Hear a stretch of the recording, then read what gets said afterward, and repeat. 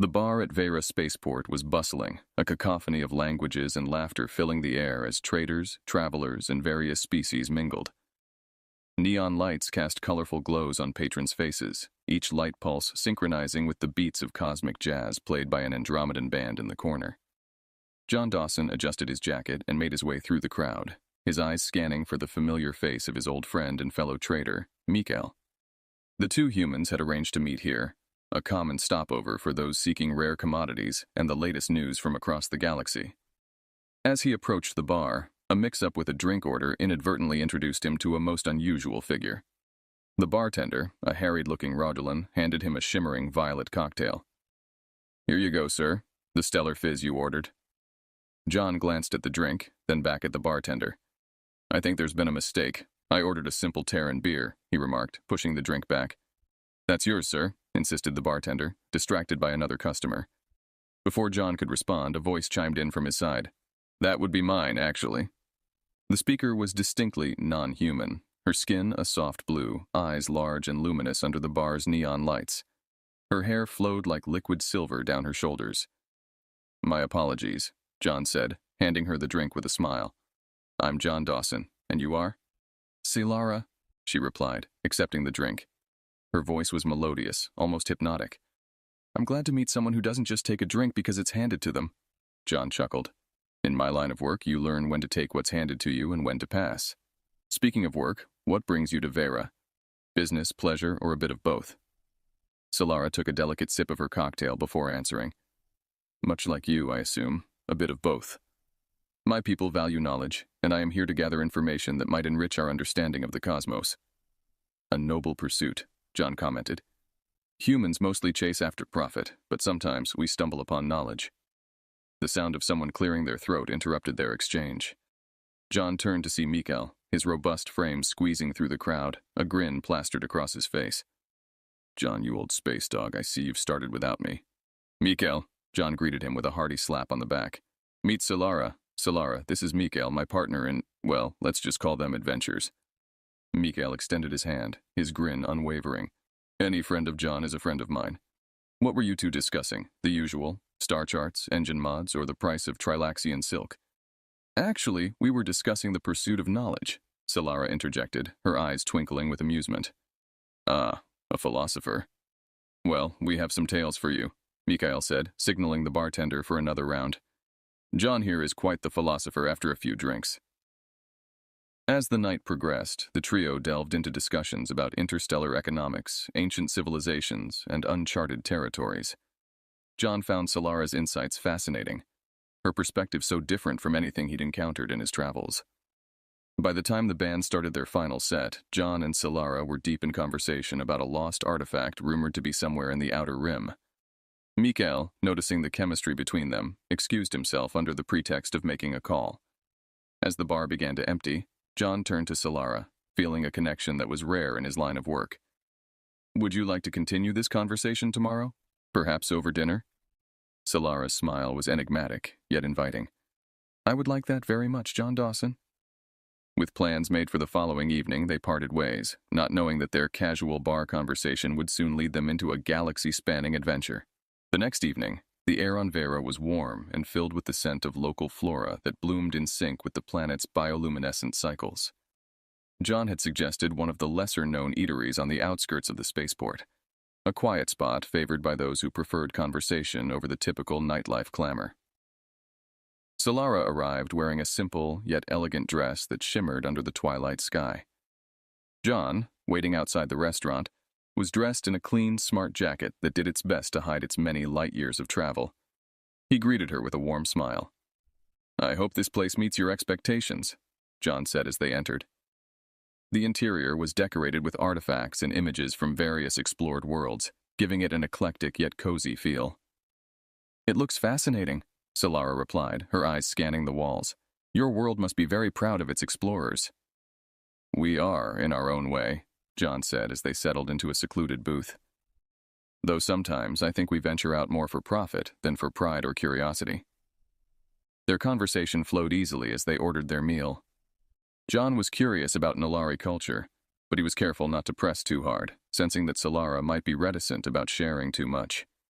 To shift to a lighter topic, John mentioned his love for ancient music, something he collected from every corner of the galaxy. There's something about the old tunes, he explained. They carry the emotions and stories of a time long gone. Do the Nolari have anything similar? Solara's face lit up with enthusiasm. Indeed, we do. Our ancient compositions are not just auditory, they are experiences, blending sound, light, and even emotion through telepathic echoes. Sounds incredible, John said, genuinely intrigued. Music that you can feel and see, not just hear. Yes, it's quite immersive. I have studied many forms of music, but have found a peculiar charm in human classical music. There's a rawness to it, an unfiltered expression of the human spirit. Their meal arrived, bringing with it new topics of discussion, from culinary tastes to the quirks of different planetary ecosystems. As they ate, John found himself increasingly captivated not just by the stories Solara told, but by her perspective on the universe. After dinner, they walked through a nearby park where phosphorescent plants lit the pathways. "You've shown me so much about humanity tonight," Solara said. "It's quite different from the stories and reports that circulate among my people." John chuckled. "I guess it's the same for every species. You don't really know them until you sit down and share a meal." "Or a drink," Solara added with a smile, recalling their first encounter. As they talked, John felt a connection that went beyond their shared interests in music and culture. There was a sense of understanding, of reaching across the vast expanse of space and finding a kindred spirit. Eventually, they paused on a small bridge overlooking a bioluminescent river. The light from the water reflected in Solara's eyes, giving them an ethereal glow. "I never expected to find someone like you," John admitted, his voice low. "Someone who not only challenges my views but opens up the cosmos in a way I hadn't considered." Solara reached out, her hand hesitating in the air between them. "Nor did I, John. It's refreshing and somewhat disconcerting." He met her halfway, their fingers tentatively touching. "Perhaps the cosmos isn't as vast as we thought," he suggested. Solara nodded, her smile both mysterious and inviting. "Perhaps not, but it is certainly more intriguing now than it was before." As they walked back towards the spaceport, neither of them knew exactly what the future held, but both were eager to explore whatever came next, together. As John and Solara strolled back toward the spaceport, the vibrant life of Vera at night buzzed around them. Neon signs blinked in multispectral colors, and the chatter of various alien languages filled the air. Their conversation had deepened, touching on not just cultural exchanges, but their personal aspirations and the constraints placed on them by their respective societies. "Being here with you, discussing our worlds, it makes me realize how insulated I've been," Solara confessed as they navigated through a crowded market area. "The Nolari have strict rules about interactions with other species. It's rare for us to venture out like this." John listened intently, sensing the weight of her words. "It must be tough having to live within such boundaries. Humans cherish freedom, sometimes too much, but it's what lets us meet people like you." They continued to walk, reaching a less crowded side street. The atmosphere suddenly shifted as a group of rough-looking figures blocked their path.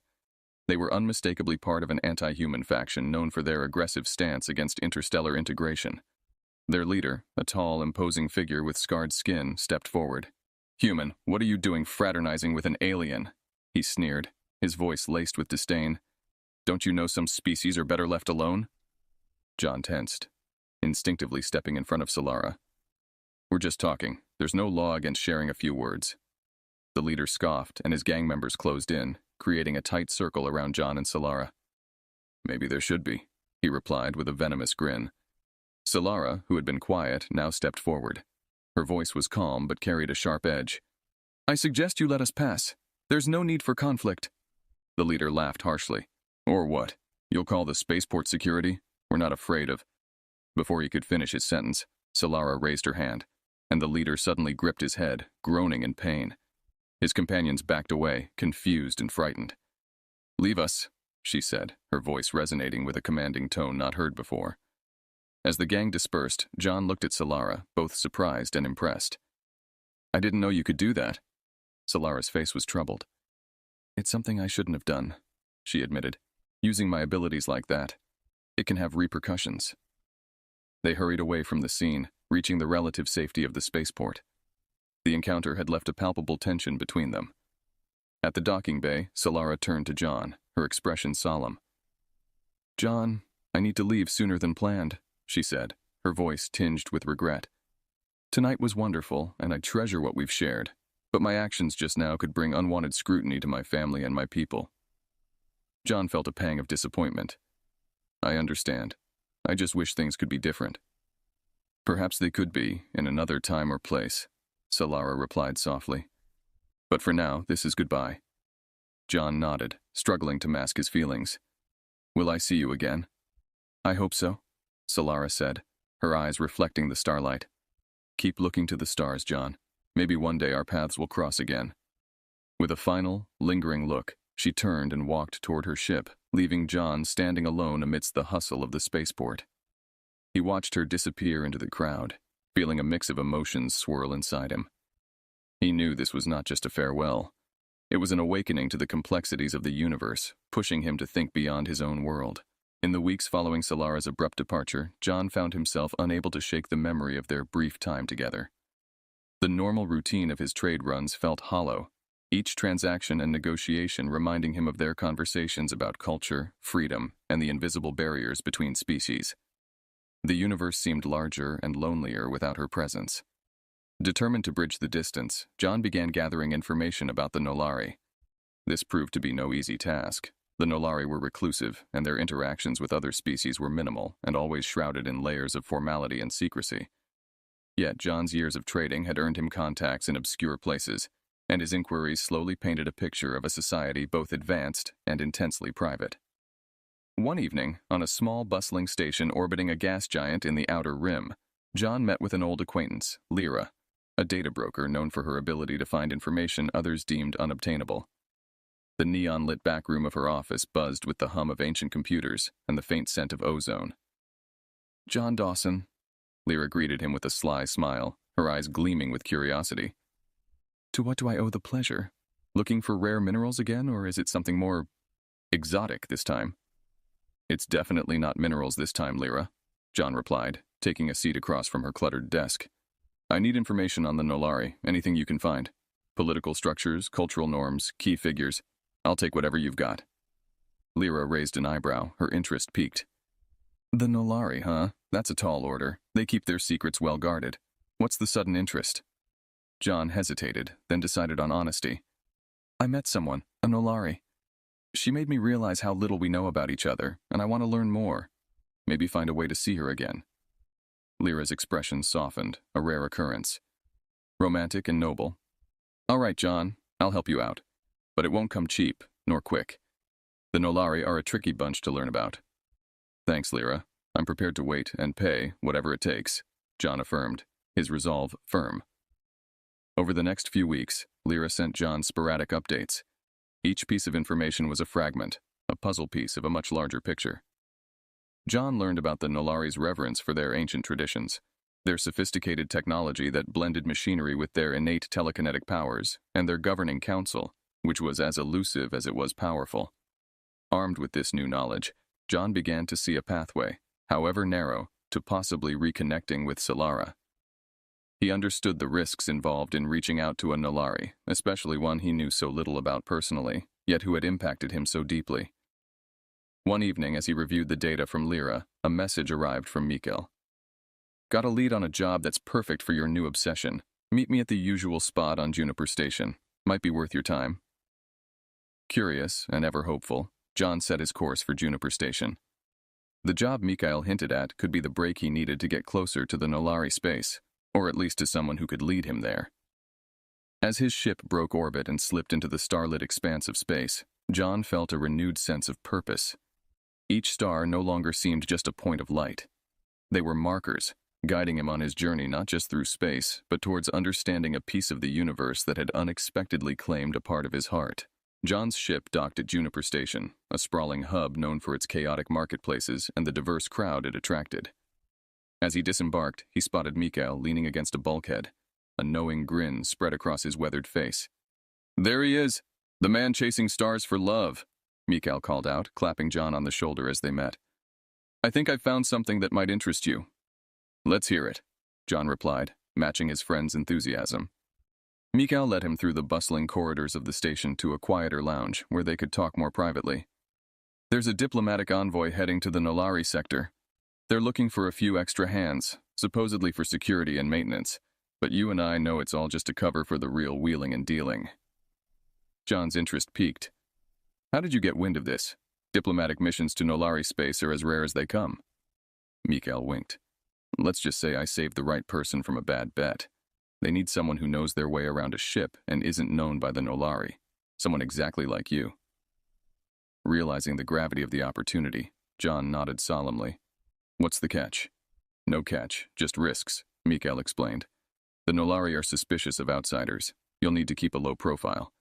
If they find out who you really are or why you're there, it won't just be your neck on the line. It could spark a diplomatic incident. I understand the risks, John said, his mind racing with the possibilities of seeing Solara again. I'll take it. Over the next few days, John prepared for the journey, poring over the cultural do's and don'ts Lyra had provided about the Nolari. He also equipped himself with tools that could help in maintaining his cover as part of the ship's crew. The voyage to Nolari space was tense and quiet, with each member of the envoy aware of the delicate nature of their mission. As they approached the Nolari homeworld, a planet enveloped in swirling clouds and glowing auroras, John couldn't help but feel a mix of awe and anxiety. Upon landing, the envoy was greeted by a Nolari committee. John stayed in the background, observing their customs and interactions. He noted the formalities, the precise language, and the controlled expressions of the Nolari, everything Solara had subtly hinted at during their meetings. Once the initial pleasantries were exchanged, John found himself with some freedom to explore the area around the landing site. The architecture was a blend of high technology and natural elements, each building seamlessly integrated into the lush, vibrant landscape. It was a world that was at once breathtaking and intimidating. As he wandered, John kept his eyes open for any sign of Solara.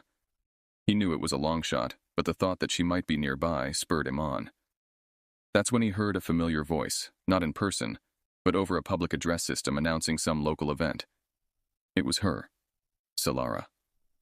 Following the sound, John discreetly made his way towards a large public assembly where Solara was indeed present, speaking to a crowd about the importance of interstellar cooperation and understanding. Her words were measured, yet passionate, and it struck John how much of an influence she might hold among her people.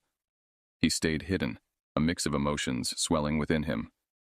There she was, the same yet so different in her element, surrounded by her people.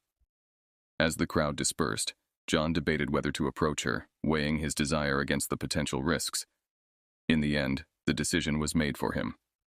A sudden alert sounded throughout the city. There had been a breach in protocol by one of the human delegates, not John, but it was enough to send the security forces into high alert. John knew he had to leave immediately to avoid further complications. He retreated back to the envoy's ship, his heart heavy with the realization that his journey had been both a revelation and a missed opportunity. As the ship lifted off, leaving the Nolari world behind, John looked back at the receding planet, knowing that his quest to reconnect with Solara was far from over. The return journey from the Nolari homeworld was somber. John was enveloped in a mix of frustration and revelation. He had been so close to Solara, yet circumstances forced him to retreat without a word. However, the sight of her speaking so fervently about interstellar cooperation ignited a spark of hope. It was clear that despite the barriers between their worlds, Solara held similar dreams of bridging the divide. Once back at Juniper Station, John sought out Mikhail, who was unsurprised by the turn of events. These diplomatic missions are powder kegs, Mikhail remarked as they met in the usual dimly lit lounge, just waiting for the smallest spark. But tell me, did you see her? I did, John admitted, his voice low. She was speaking to a crowd about cooperation between species. It's what we talked about, Mikhail. She's trying to change things from within. Mikhail nodded thoughtfully. Sounds like you both are on similar paths, just with different maps. That's a good way to put it. John smiled weakly. I need to find a way to communicate with her, Mikhail.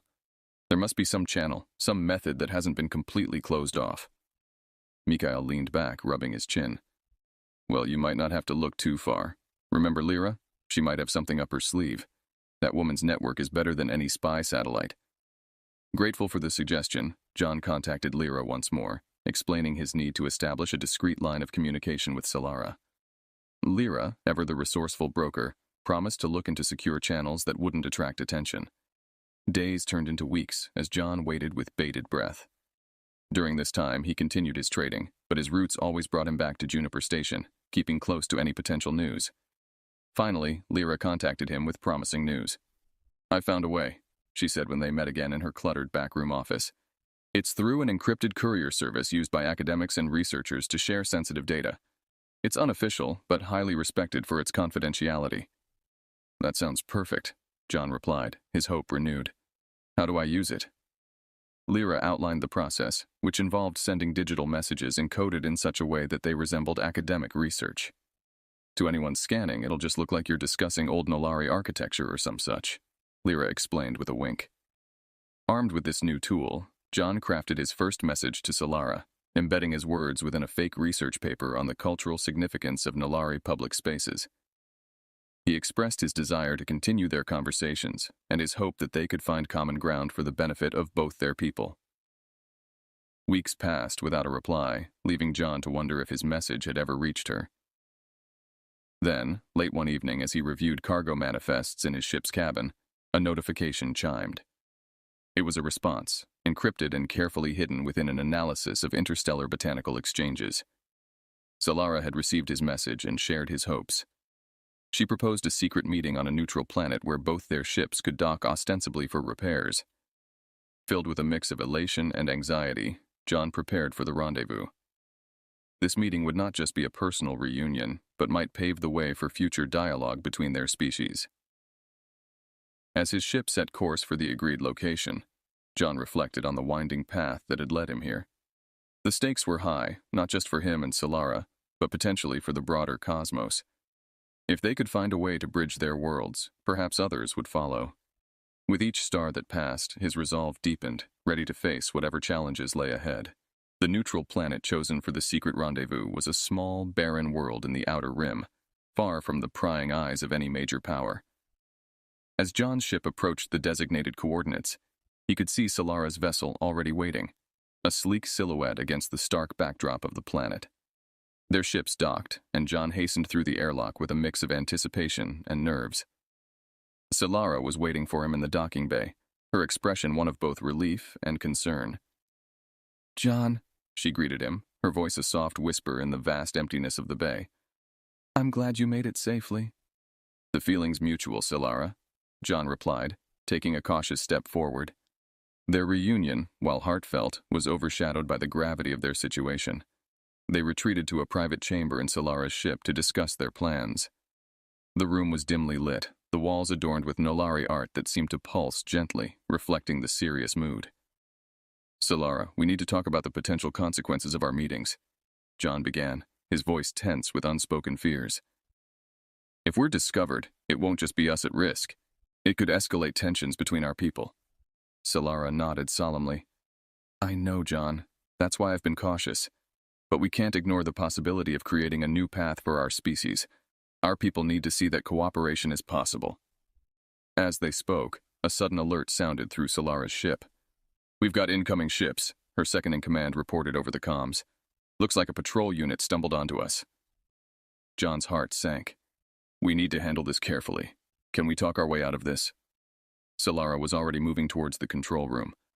"I'll try, but be prepared for anything." In the control room, visuals from the external cameras showed several small, heavily armed ships approaching. Solara opened a communication channel, her face composed as she spoke with the patrol leader. Despite her diplomatic tone, the conversation quickly soured. The patrol was not convinced by her explanations of a simple mechanical rendezvous. The tension escalated into a confrontation when one of the patrol ships fired a warning shot. Solara's crew was on high alert, and John could only watch as the situation spiraled. "We have to disengage," Solara decided, her voice firm. "Prepare for evasive maneuvers. John, you should get back to your ship." Reluctantly, John agreed. As he returned to his vessel, he heard the sounds of distant artillery. The patrol had engaged Solara's ship in combat. John's hands were tied as his ship was not equipped for battle. His only option was to retreat and seek help. As he maneuvered his ship away from the conflict, the reality of the situation hit him. This encounter would likely spark further hostilities between human outposts and the Nolari sectors. His personal quest to bridge two worlds had thrust him into the midst of a potential war. With a heavy heart, John set course for the nearest human colony, determined to warn them and, hopefully, to find a way to de-escalate the situation. His thoughts were with Solara, hoping she could safely disengage and that their dream of unity wouldn't end in interstellar conflict. As his ship sped away, the stars blurred into streaks of light, a stark reminder of how quickly peace can turn to war in the vastness of space. John's arrival at the human colony was met with immediate concern. The local authorities, upon hearing his report, scrambled to assess the threat and prepare for potential repercussions from the skirmish with the Nolari patrol. John found himself thrust into a series of urgent meetings with colony leaders and military strategists. While the colony mobilized, John's thoughts were consumed by worries for Solara and the impact of their encounter. The possibility of war loomed large, a stark contrast to the unity they had envisioned. Amidst this chaos, John received a heavily encrypted message from Solara, confirming her safe escape from the confrontation, but warning of increased tensions on her side as well. The news spurred John into action. He proposed an official diplomatic mission to the Nolari to explain the situation and clarify that the meeting was a private initiative, not an act of espionage or aggression by human forces. Reluctantly, the colony leaders agreed, wary of escalating conflict but recognizing the need for dialogue. With a small contingent of diplomats and security personnel, John journeyed back towards Nolari space, his mind racing with potential scenarios. The trip was tense, every communication with Nolari outposts fraught with suspicion and the heavy burden of diplomatic formality. Upon reaching the Nolari homeworld, John and his delegation were met with a cold reception. Escorted under strict supervision to a high-security meeting facility, they awaited a chance to present their case to the Nolari High Council. Solara was there when they entered the council chamber, her presence a slight relief to John amidst the sea of stern faces. The council session was grueling, with John explaining the nature of his and Solara's meetings, emphasizing their personal initiative and the hope of fostering understanding between their people. After hours of deliberation, the Nolari Council decided to treat the incident as an isolated event, not reflective of broader human intentions. They agreed to a series of joint talks to ensure that such misunderstandings would not escalate into open conflict in the future. Relieved, John worked alongside Solara to establish protocols for these new diplomatic channels. Their efforts, born from a shared vision of peace, gradually began to bear fruit. Over the following months, tensions eased as both sides engaged in cultural exchanges and joint scientific endeavors, laying the groundwork for a tentative but hopeful coexistence. As John watched this new era unfold, he realized that their journey had sparked a broader movement across the cosmos. The challenges were immense, but the potential for lasting peace and cooperation was a testament to the power of understanding and the resilience of those willing to bridge divides. In a quiet moment, standing beside Solara as they looked out over her homeworld's vibrant landscape, John felt a profound connection, not just to her but to the entire universe. They had traversed great distances and faced formidable obstacles, but in the end, they stood together, a symbol of hope for their people. "Our paths crossed for a reason," Solara said, her hand finding his. "Maybe we were just two among billions, but together, we've started something that might just change the stars." John smiled, squeezing her hand. "Across the cosmos," he replied, and back again. Together, they watched the sunset on her planet, the sky a blaze of colors that no human had ever seen before. A beautiful reminder of the diversity and wonder of the universe they shared. As the stars began to appear, they knew that this was just the beginning of a new chapter in the interstellar saga.